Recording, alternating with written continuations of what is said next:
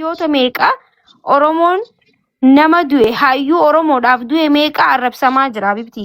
Ati Jeneraal Waaqoo guutuu caalteeti. Ati jaarraa abbaa gadaa caalteeti Habibti.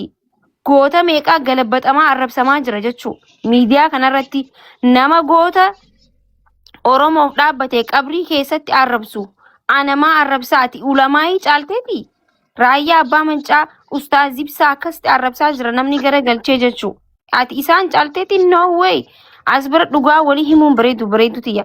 Namni maana arrabsaa yote miidiyaa cuma. Maati dhaggeeffannaa arrabsan miskiinummaa hootiin na arrabsan.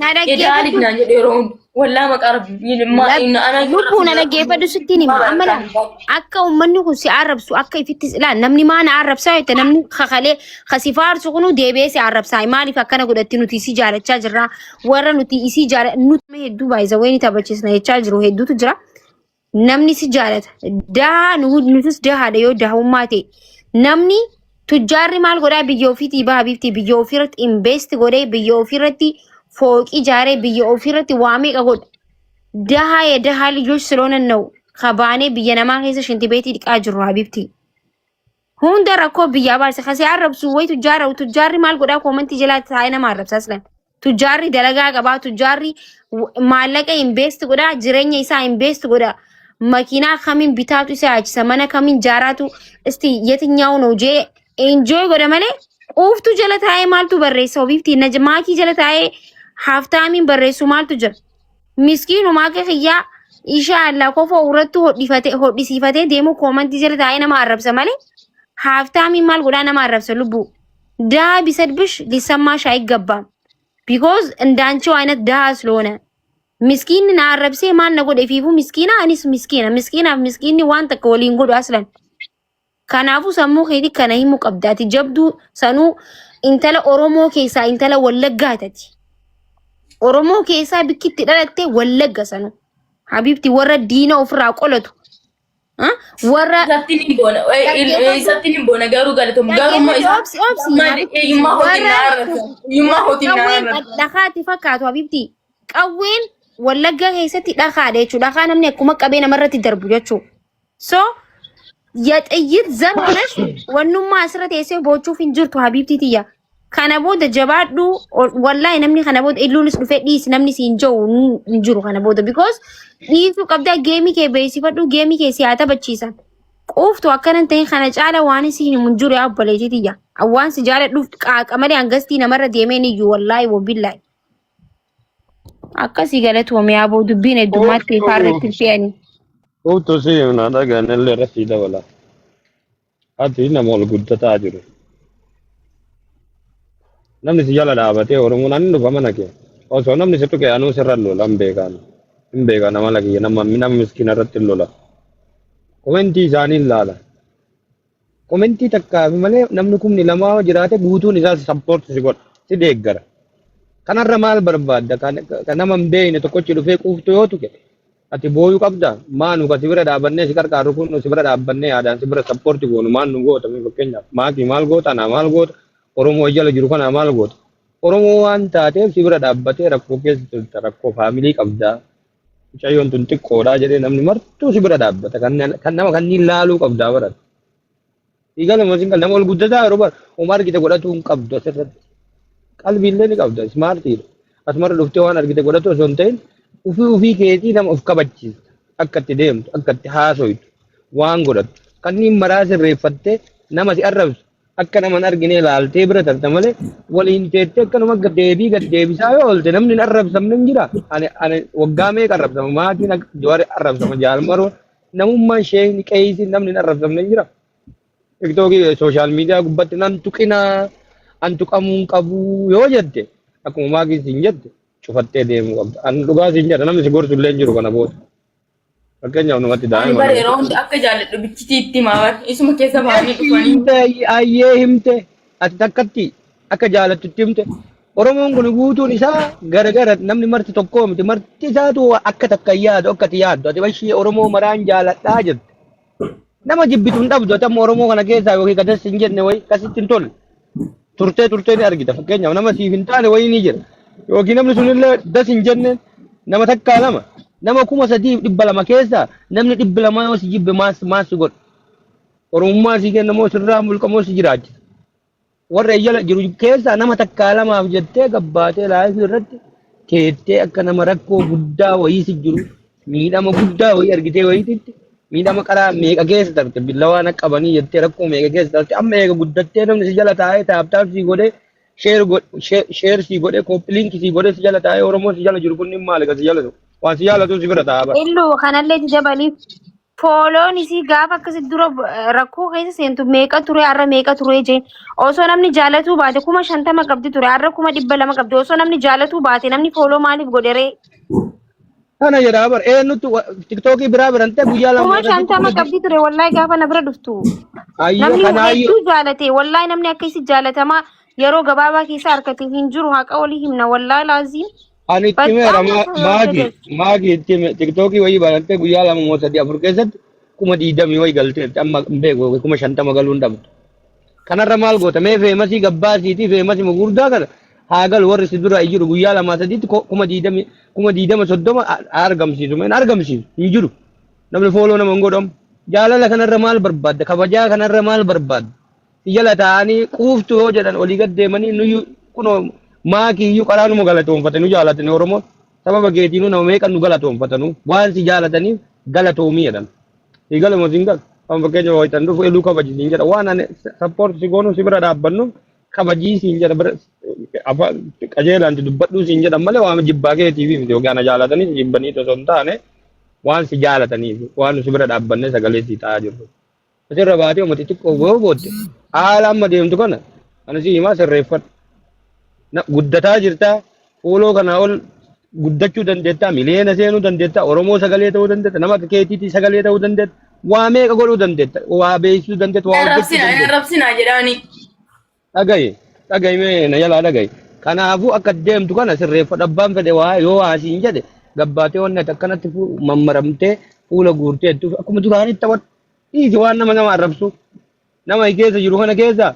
Kun jibbeetii miti namni ajandaa waasiin jedha akkuma kun yoo komentii barreessaa oolan kun 70 jedhanii bakka wayiitti barreessa namni akkasuma warri komentii nama si jibbeetii miti kama si jaalatu kana waan kanatti hin deebiin yoo rakkoo qabaatte sitti himna siin dura maagi bilbilii maagi dubbisa haadha baatee dubbisa na dubbisi rakkinna bakka jirtu yoo qabaatte rakkinna wayii yoo qabaatte nu bilbilii nu dubbisi kun Oromoon biraallee asirra jiru guutee jira akka amma deemtu kanarra jijjiiramii ol guddataa harta itti fufi maagi.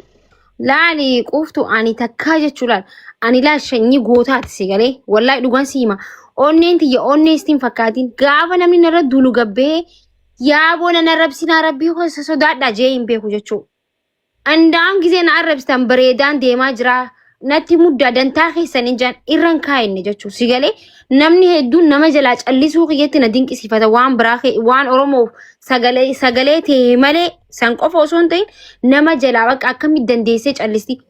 Ati bar nama koomentii jalaa miti aan viidiyoon irra hojjetanii mana irratti bananii viidiyoon aan hin qabne googul keessaa fidanii wanti isii bee jinni isii bee jaanii wanta miidiyaa kana gubbarratti nan goone hundaa'um Oromoo keessaa tiktookiin namni akka kiyya jalaa gubate hin jiru miileenaan 700 800 na jalaa gubate namummaan Oromoo walitti gurmaahee jechuu tiktookiin irratti gube. Garuu an Oromoo hin jibbine because Oromoo keessa baalageen ni jirti gaariin hin jirti jee waan hin furadheef malee ammallee Oromoo raabdii muran Oromoo naarrabse jee Oromoo hin jibbine Oromoo naarrabse jee Oromoof sagalee ta'uu hin dhaabne Oromoo naarrabse jee ganda habashatti hin gorre Oromoo naarrabse jee akkaataa kiyyarraa hin gorre akkuma kaleessa deemutti hin deema jechuudha. Istiin ammallee naarrabsa rakkoon hin jiruan so akkana ta'uu qabdaati. Sigalee ganaa namni si arrabsa gisee guddataa jirtu si arrabsa lubbuu biiftuu dheengadda kun arrabsanii miidiyaa irraa baddee boochee kootu jee anaatu of duuba deebisee rakkoon hin jiru kootu arrabsamuun numa jirti jeeni jechuudha. Meebi kana caala ganaa mana namni sitti banuu danda'a. Sitti bananii tiktaakii irratti namni mana banatee quuftuun akkana gootee quuftuun akkasi gootee waan ati hin qabne hunda sirra kaa'uu danda'an. Gizee sana ta'uuf ajjeessaa. Ifin ajjeesee itti agabbaatee gizee akkas godhan. Waan booda dhufuun si himuu jira bar. Gizee sana amma nan akkam gootame. Yee quuftuuti yaa lubbu. Isaan inna namni tunee dhukeessaan dhufanii namatti barreessan. waan hin taane namaan jedhu. Bulookiin maaliif uumame? Maal ammaan arrabsan isaa. Bulookii gootara keessaan dhufanii keessaan miti warri sagalee nu qabee nu arrabsu jira ka fooloo irraan xiqqaate akkana yoo si arkee ni laaltaa minishaanii si tumsiisaa kanaan jawfaatu jira yoo ati qilxib shin kaalaalkush warra naan jawu jira fuudheetiin buloo godhaan yaanta qilxib no misabbaroo inshaallah ani inni qilxibii na cabsu ammaan nyaadhee guddadhe inni maal nyaatee guddate kana cabsuuf jeetiin buloo godhe jechuu gaafa ola garree anuu ana jee si galee kaar kan alatti na dhufe firraa dhorkee jechuu ka miidiyaan natti deeme immoo buloo godha. Ati Oromoo miti faannaan jedhan yeroo baay'ee. Micoota na ijoollummaa itti jira wallaahi laasima. Wallaahi dhuguma ati Oromoo miti naan jedhan. Yani naadeenii tinnishi yani birraa birroo dhagee wallaahi ati ijoollummaa si jira lubbuuti yaa dhagee rakkoo hin jiru ati Oromoo miti isaan Oromoo siraa fudhata Oromummaa dhiisi bakka ishii qoftu.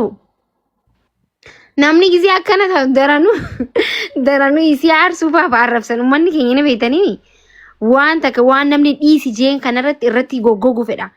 Namni waan ati hin feene tokko jala deema laal namni waan ati dhiiste yoo ati dhiiste gansi dhiisan yoo ati hin dhiisne daranuutu ajandaa bantaafiti yaa qoftuti akkanan jeen ati Oromoollee Oromoodha laalati. Sigalee fuulli keetu Oromoo ta'uu ni beeksisa bar. የፊትሽ አቀማመጥ ራሱ ኦሮሞ መሆኑን እኮ ይናገራል።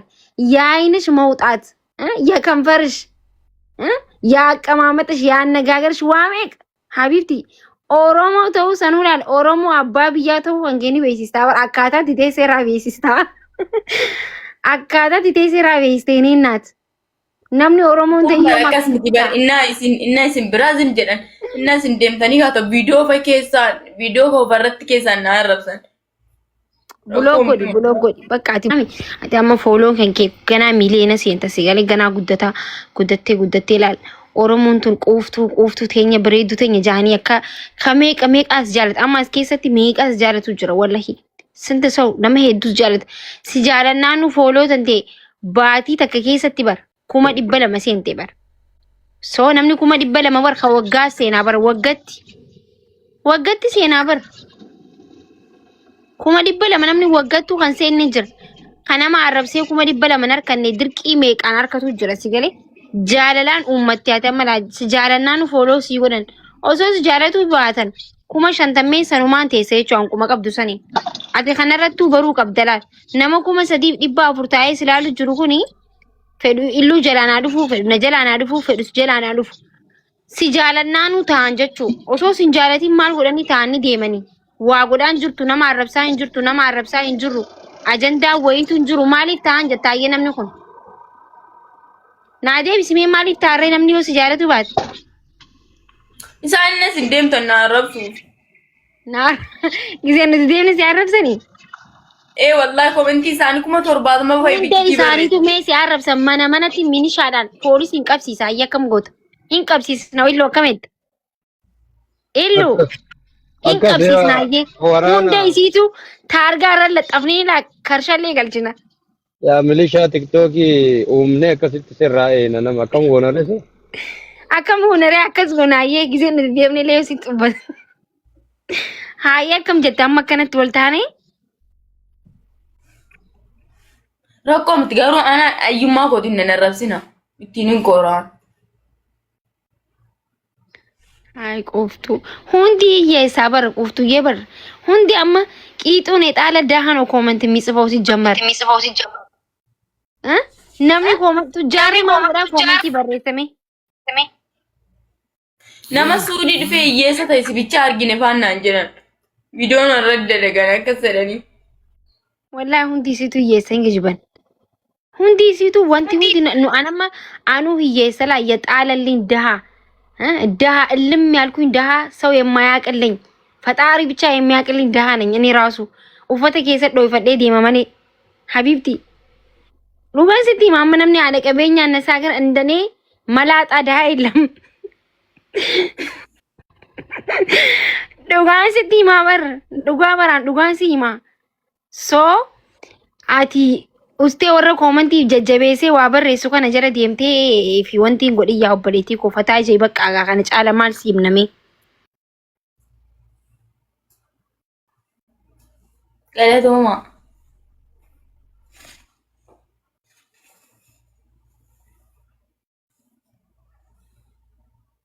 Ayyee qoftu.